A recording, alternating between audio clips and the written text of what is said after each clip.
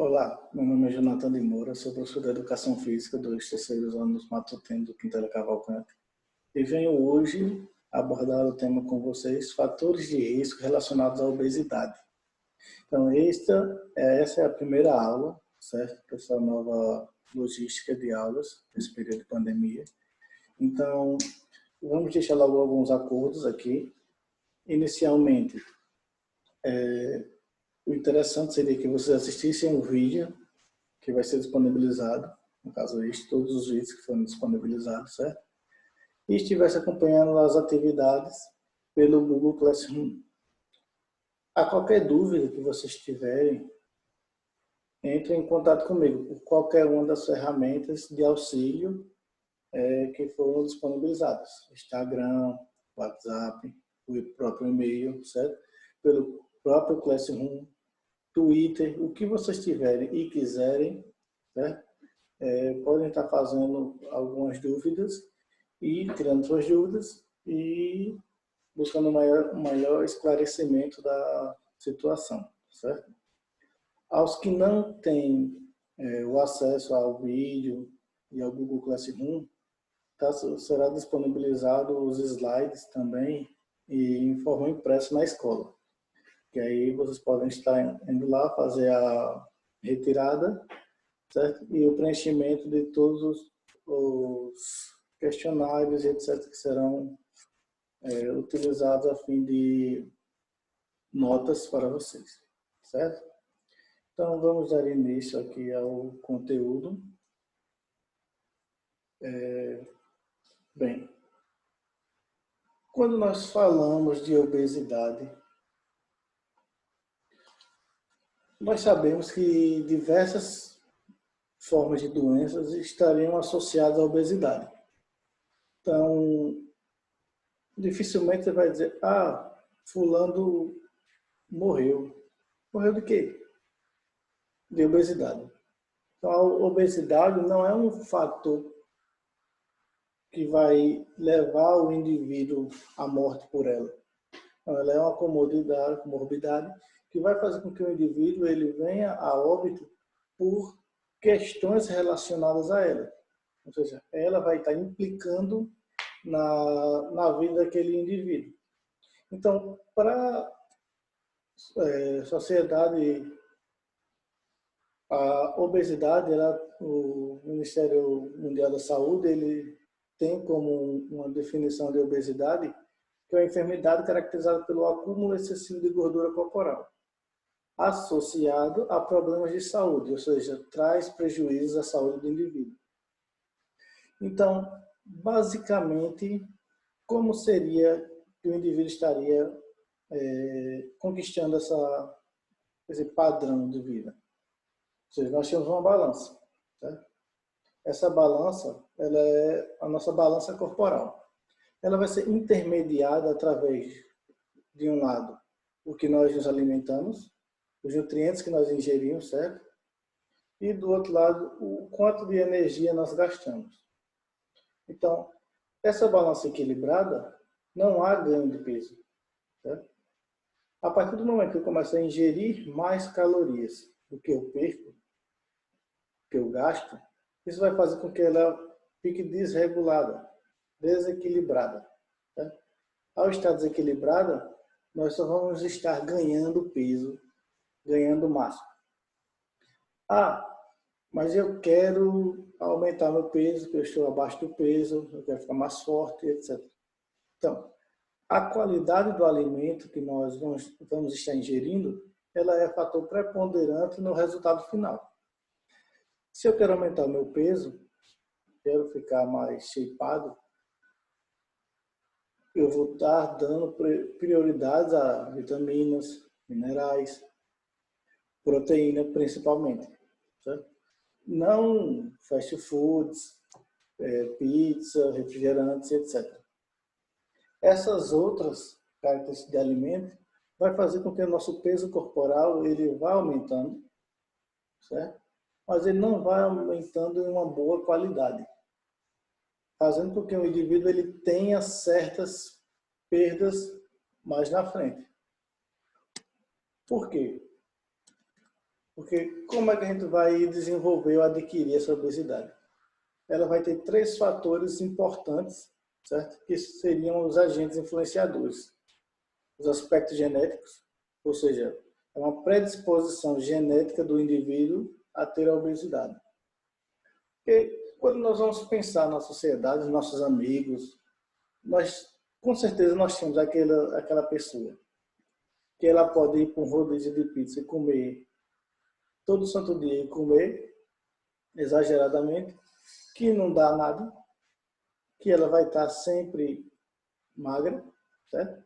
E tem aquela outra pessoa que vai passar na rua, passar na frente de uma padaria, sentir o cheiro do pãozinho quente e engordou 4 quilos.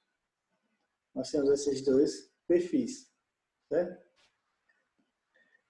Essa primeira pessoa, os fatores genéticos dela influenciam para que ela tenha uma maior velocidade na catabolização, ou seja, na quebra dos nutrientes que ela ingere.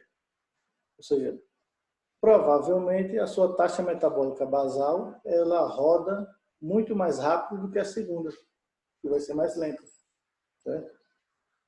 Então, a primeira que tem a necessidade maior de nutrientes, que sempre está com fome, ela precisa de mais alimentos do que a segunda, certo?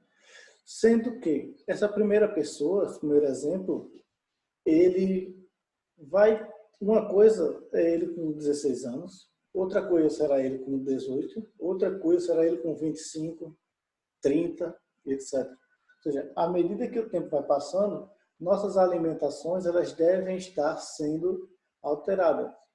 Quantidade de alguns nutrientes e a ingestão ou não de outros nutrientes, que aí um nutricionista seria a pessoa capaz de fazer essa interferência, certo? Essa inferência na nossa vida. Mas fato é este que a obesidade ela pode vir de fatores genéticos, fatores ambientais. Como seriam fatores ambientais? Ou seja, o que a sociedade vai estar influenciando na nossa vida? Tipo, eu moro num bairro que não tem praças, não tem academia ao ar livre, ou então a periculosidade é muito grande. Eu corro risco de, se eu sair para fazer uma corrida, eu voltar sem tênis, sem roupa, sem nada, que me roubaram. Então, se eu moro numa sociedade dessa, se eu moro num bairro desse, eu não vou conseguir fazer minha prática de atividade física, ou seja, eu tenho um fator limitante.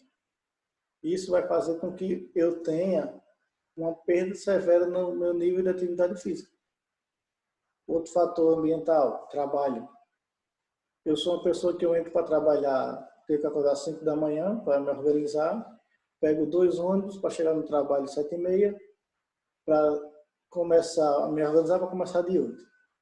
Saio lá às 6 horas da tarde, pego mais 2 ônibus para voltar, chego em casa 8. 8 da noite, cansado depois de um dia de trabalho. Eu vou conseguir fazer atividade física com propriedade todos os dias? Não vou. Sem contar que eu vou ter uma casa, vou ter uma família, certo? Se eu tiver filhos, pior, porque eu vou ter outros afazeres. Certo? Mulheres sofrem ainda mais com esses fatores, ou seja, influenciam cada vez mais o seu nível de atividade física. E os comportamentais. Os comportamentais eles estão associados ao estilo de vida. Ou seja, eu, Jonathan, busco ter um estilo de vida ativo. Então, necessariamente a minha balança ela vai estar um pouco mais equilibrada, porque eu vou conseguir juntar mais massa magra. Essa massa magra, ela queima mais calorias. Isso vai fazer com que eu tenha uma necessidade metabólica maior. Ou seja, eu vou dever ingerir mais nutrientes para que eu tenha o meu corpo em equilíbrio, certo? Se eu tenho um comportamento mais sedentário e etc., isso vai fazer com que eu tenha perdas nessa questão da minha balança, certo? Perdas que seriam saudáveis. No caso, eu vou estar depreciando a minha forma. Por exemplo, todo final de semana eu estou no shopping. Aí eu vou estar me alimentando lá, estou lá, ou no McDonald's, ou em alguma lanchonete, peço lá um combo. Nós vemos em todos os locais que um indivíduo normal ele tem que ingerir 2.000 calorias por dia. Sendo que essas 2.000 calorias por dia, elas não são uma regra de bolo para todo mundo, certo? Ou seja, existem pessoas que vão precisar mais, existem pessoas que podem precisar menos. Ou seja, é uma série de determinantes que vai fazer com que você tenha a necessidade de passar por um nutricionista. Porque ele é que vai dizer a sua taxa metabólica basal e em cima dele vai produzir a sua alimentação, seu cardápio alimentar. Certo? Nenhum indivíduo é igual a outro, somos singulares. Por quê? Porque nós temos vivências diferentes e nós temos genéticas diferentes. Tudo isso vai estar associado aos nossos comportamentos. Então, se eu comecei a treinar, tal, vou 4 vezes na semana. Essas 4 vezes na semana que eu vou, quando eu treino muito, me esforço bastante, eu gasto 400 calorias por dia. Certo? Então, se eu for 4 vezes, eu tenho 1.600 calorias gastas em atividade física, em exercício físico. Logicamente, nos outros exercícios físicos, atividades durante o dia, se eu fiz uma caminhada, se eu joguei bola e etc., isso vai fazer com que eu some no meu gasto energético diário.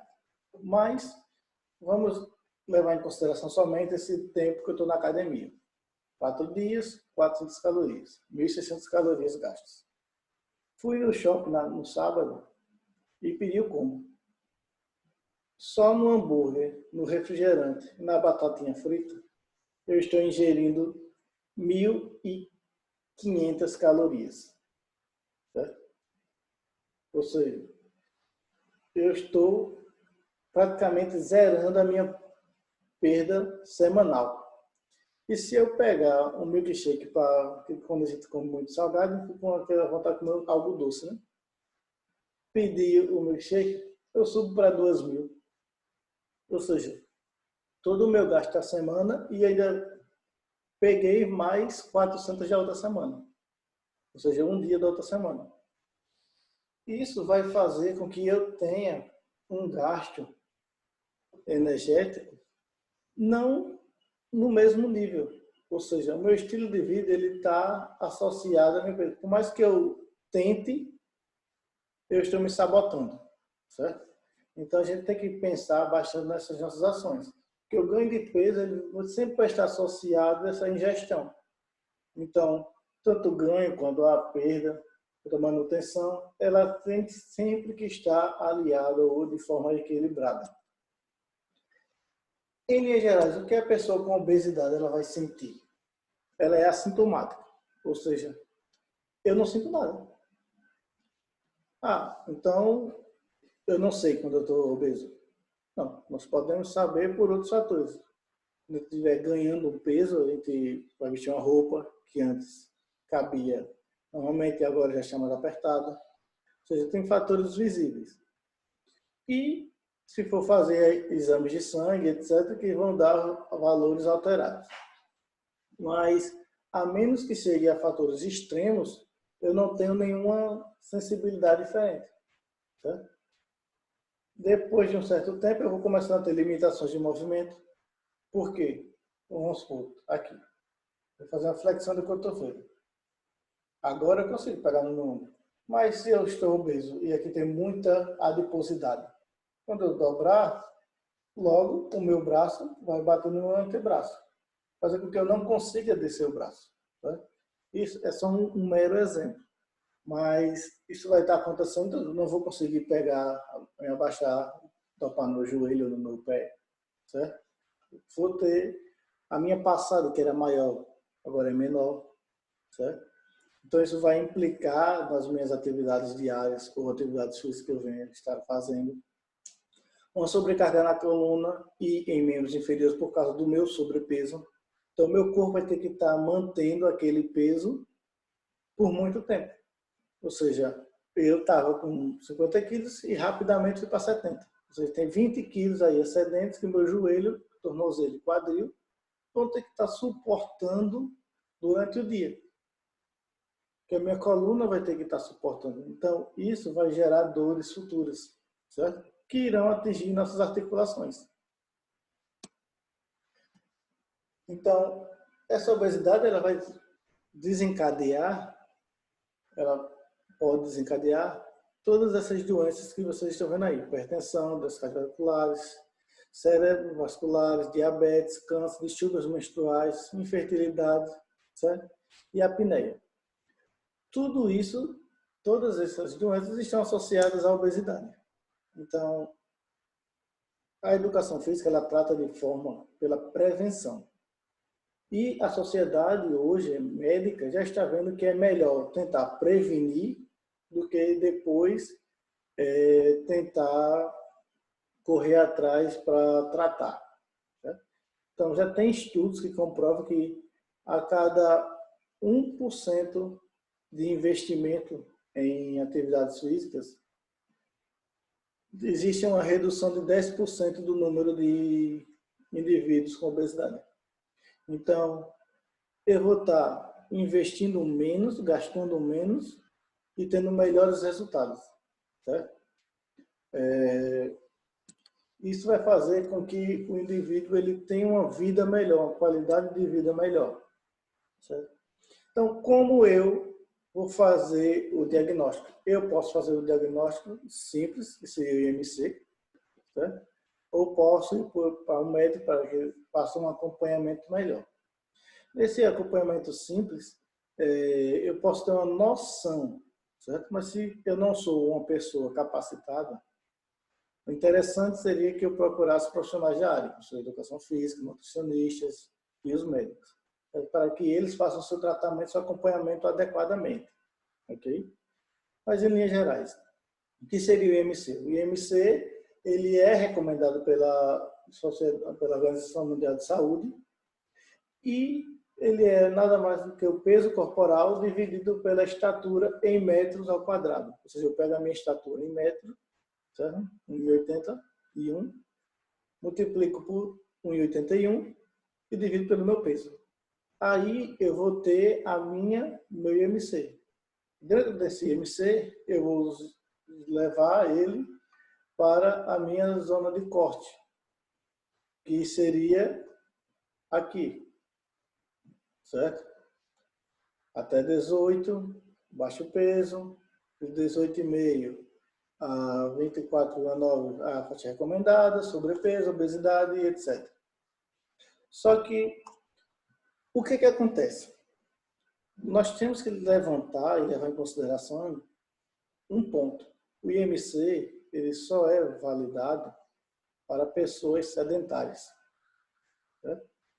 Se eu sou uma pessoa atlética, se eu sou uma pessoa que treina, faz academia e movimento, o IMC ele vai dar alterado. Ou seja, foi feito um estudo com atletas de futebol americano lá nos Estados Unidos e o time inteiro estava com IMC de 35 para cima. Os indivíduos estavam com 40, 42, 45.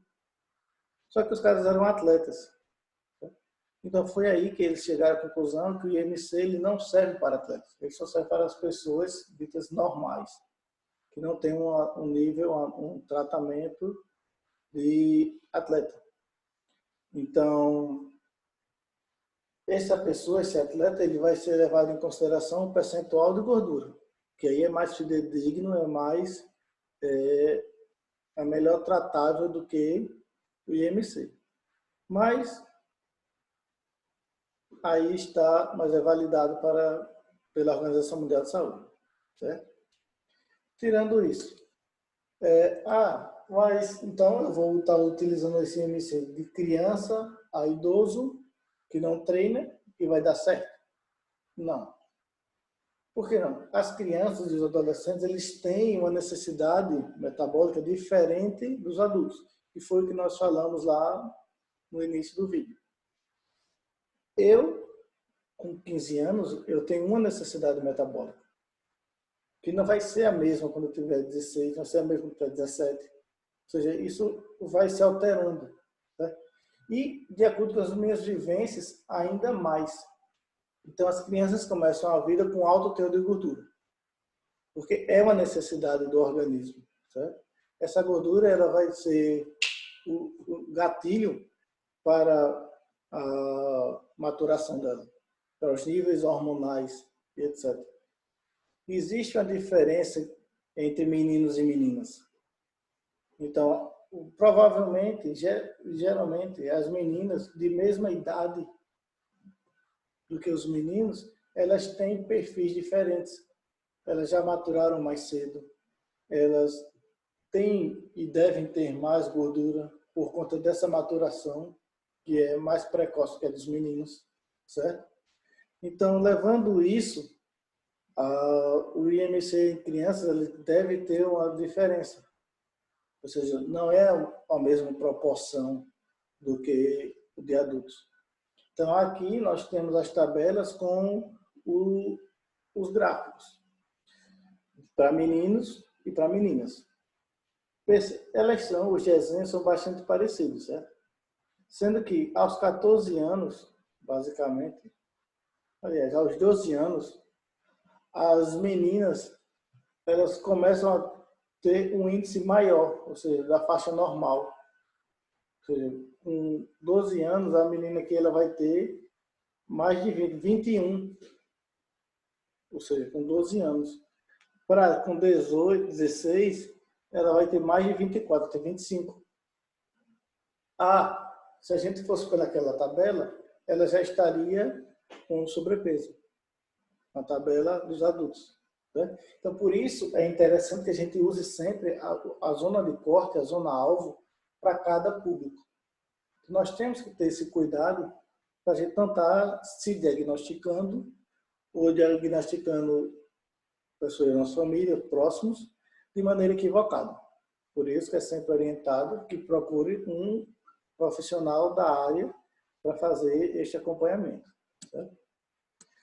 Então, as crianças elas seguem critérios que dependem do peso e as curvas de seus valores. Certo? Aqui nós temos um gráfico da WHO, que é a Organização Mundial de Saúde, onde o indivíduo vai estar desde 1 ano até 5 anos, onde seria o ponto de cada curva, certo? Do seu desenvolvimento.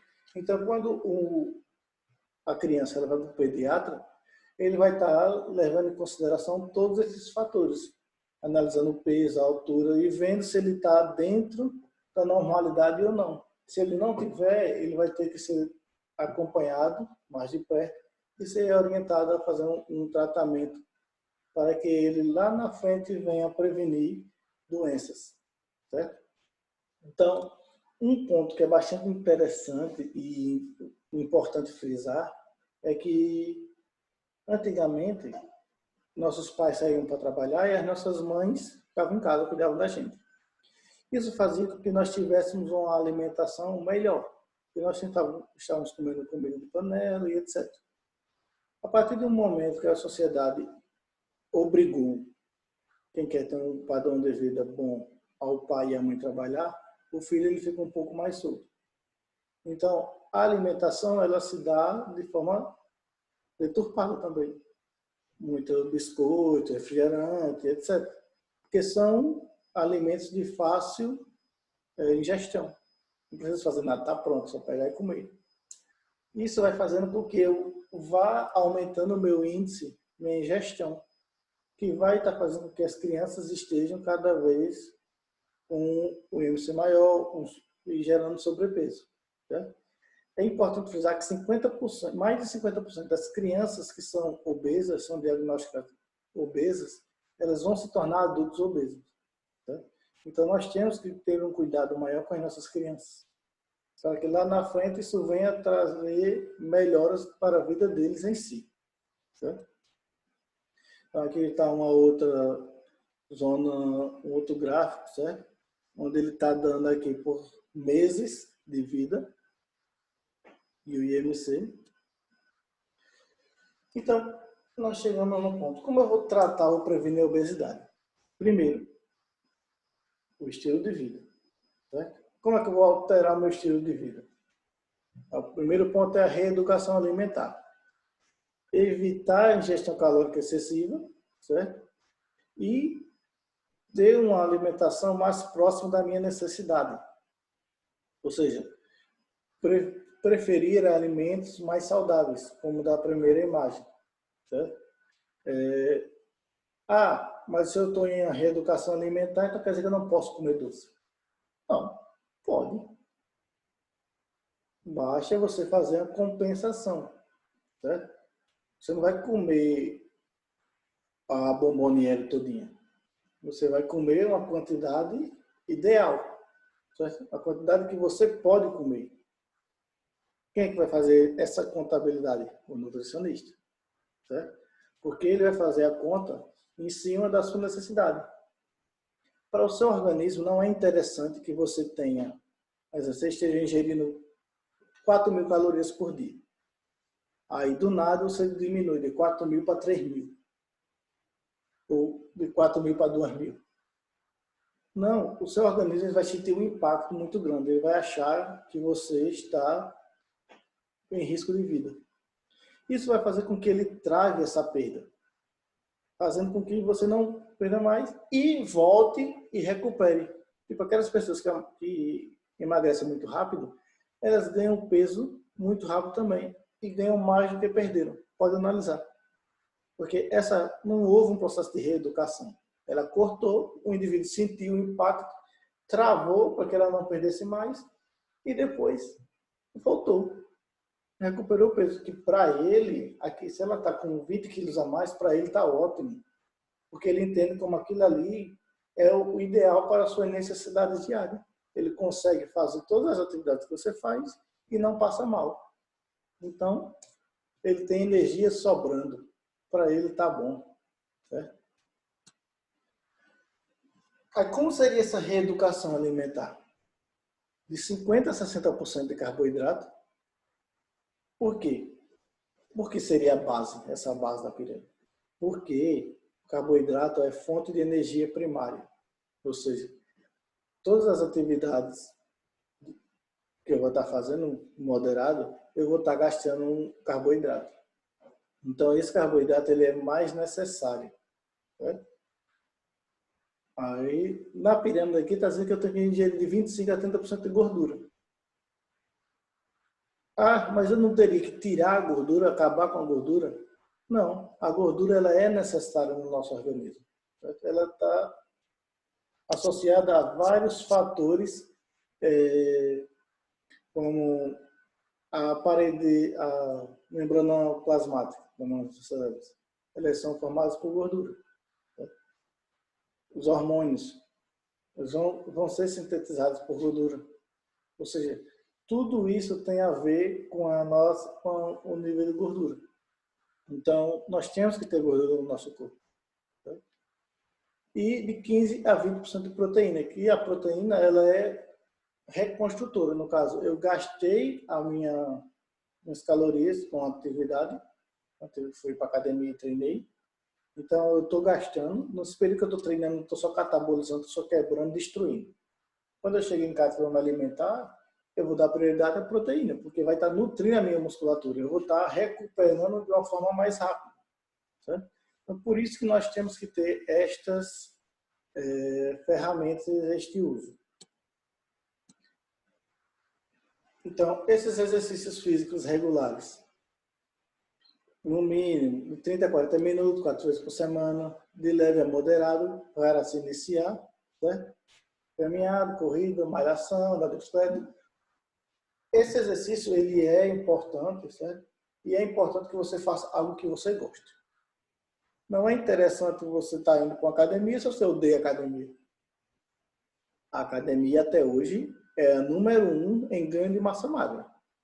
Certo? Mas se você não gosta, você pode estar procurando outra atividade que vai fazer com que você tenha benefícios. O importante é se movimentar. O corpo humano ele foi feito para se movimentar. Então, é necessário que você faça a atividade que lhe melhor convém. Muita gente faz o apelo ao uso de drogas. São medicamentos que vai tratar o indivíduo obeso. Só que tipo, esse tratamento tem que ser com muito cuidado. O médico tem que passar ele. Não é eu simplesmente decidir que eu quero. Ou porque fulano fez e deu certo, vai dar certo para mim. Volta lá no começo do vídeo. A gente falou. Nós somos níveis singulares. Certo? O que é bom para o outro pode não ser bom para mim. Isso é fato. Então, isso vai fazer com que os meus alunos, os meus próximos, não possam fazer a mesma coisa que eu esteja fazendo. Certo?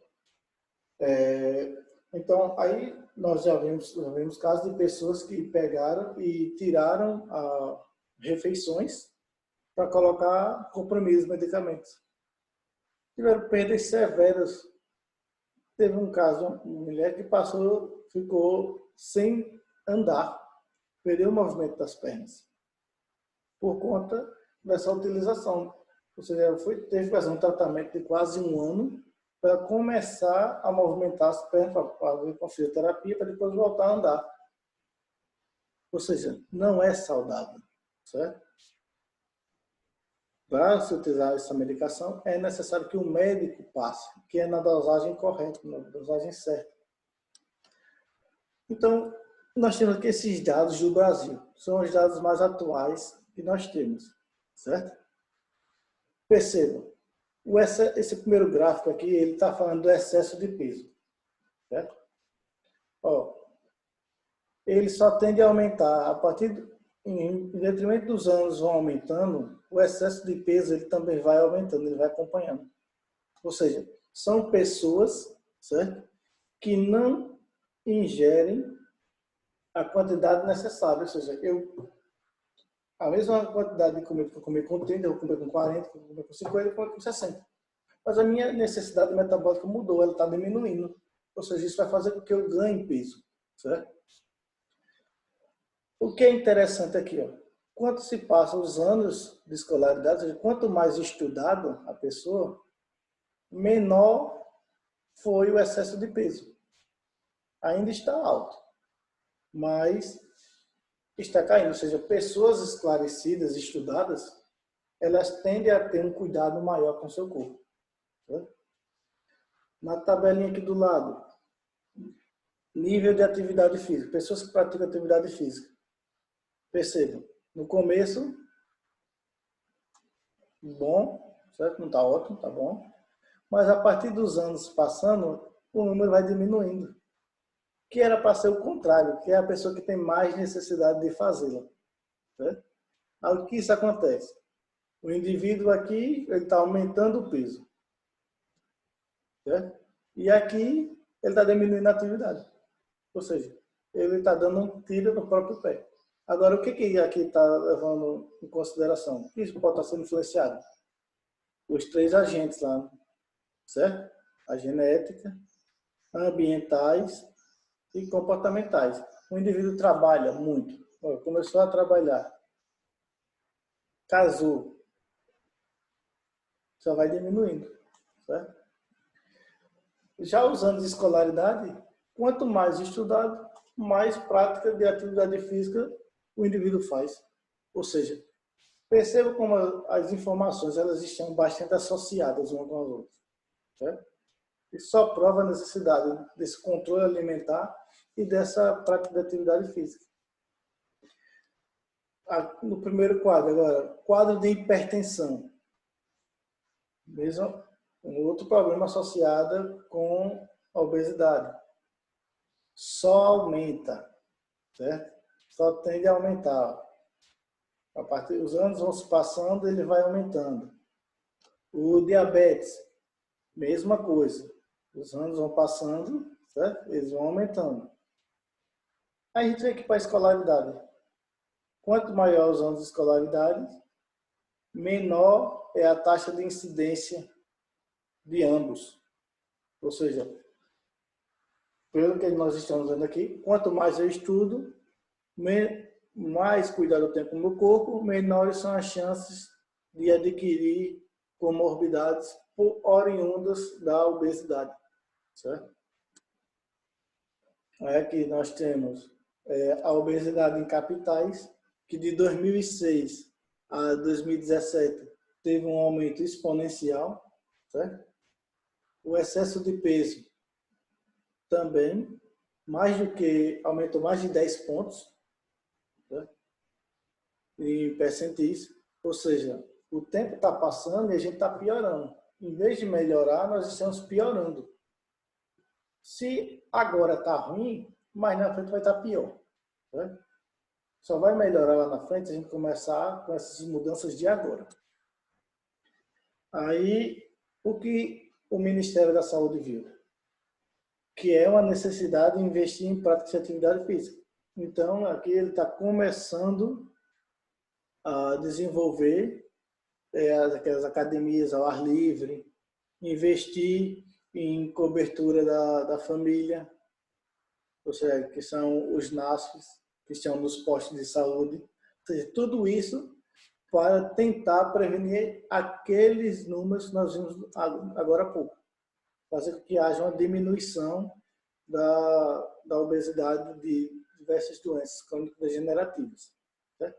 Mas uma coisa que é bastante importante é que o consumo de refrigerantes e sucos artificiais eles têm diminuído gritantemente. Ou seja, as pessoas já entenderam que o refrigerante ele não é um bem, certo? Ele não faz bem ao organismo.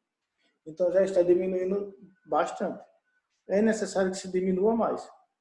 Ah, mas eu gosto de tomar. Tome, mas saiba tomar. Tome de vez em quando, não todo dia. Não é porque você abrir uma Coca-Cola de 2 litros que você vai secar a Coca-Cola de 2 litros de uma vez só. Certo? Ou seja, você tem que estar procurando mecanismos. Então, aqui a gente encerra a nossa aula. Certo? Eu espero que tenha ficado claro para vocês. Aqui nós temos as minhas redes sociais para contato. Esse canal aí é o canal onde a gente vai estar postando os vídeos de vocês, certo? Seria interessante que vocês seguissem, certo? Lá no YouTube e ficassem acompanhando tudo que for lançado lá, ok? Então, eu espero que isso tenha ficado claro para vocês, certo? E qualquer dúvida é só entrar em contato comigo em alguma daquelas redes sociais. Abraço.